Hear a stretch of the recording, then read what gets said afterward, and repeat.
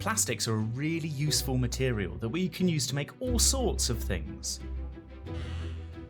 Its strength, moldability, and economic cost has made it the material of choice for over 100 years. However, our reliance on plastic has led to greater environmental damage, as well as increased pollution and CO2 levels. This is not only due to the way in which we are using plastic, but also how we are making it. The majority of plastics are produced by fossil fuels. Natural gas, oil, and coal account for 99% of all the raw materials used. This means that plastic's climate impact begins not in the oceans, but right back at the wellheads and drill pads where it is born. And it's from here that plastic's environmental impact really starts. Refining these raw materials is among the most energy and carbon intensive of all industrial processes. In fact, in 2019, global production and incineration of plastic will emit an estimated 850 million metric tons of greenhouse gases. That's nearly the same as all the emissions from transport across Europe. If we want to do better, we need to lower our overall plastics carbon footprint. And that starts during its manufacturing process. Plastics were originally derived from nature in the form of a natural rubber extracted from trees. If we look more closely at nature, there are also animals that make plastics. A really good example of this is the spider.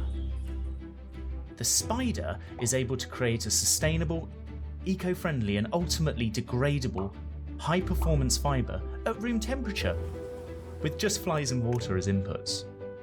Our research has shown the way in which a spider spins silk is over 1,000 times more energy efficient than industry. So if we can learn and then copy the spinning technology of the spider, we could greatly reduce our plastics footprint. But how does the spider do it? Well, if we look at the silk inside the spider, we find it is stored as a liquid containing plastic-like molecules called proteins that are surrounded by a layer of water. As the silk is spun, these proteins flow down a tight tube and are stretched and stretched and stretched until they can't spring back anymore. The energy stored in the protein from all this stretching has to go somewhere, and so it goes into the water surrounding it, which essentially boils off on a molecular level. As the water leaves, the proteins change shape and interact with one another, turning into a solid. This is an example of aqueous or water-based processing. The FLIPT consortium is looking to copy this spinning technology, specifically how water can be removed from a protein as it flows. We call this the aquamelt hypothesis. With an international and interdisciplinary group of scientists, engineers and companies, the EU is supporting the research into trying to understand exactly how this occurs at a molecular level and how we can apply that feature to a range of different materials. For example, one of the most abundant sources of polymers on this planet is powered by sunlight, reduces CO2 levels, and doesn't need to be dug up from the ground. It's trees. Our research aims to develop aquamelts from wood pulp and bark, so that they can be spun as efficiently as the spider spins silk.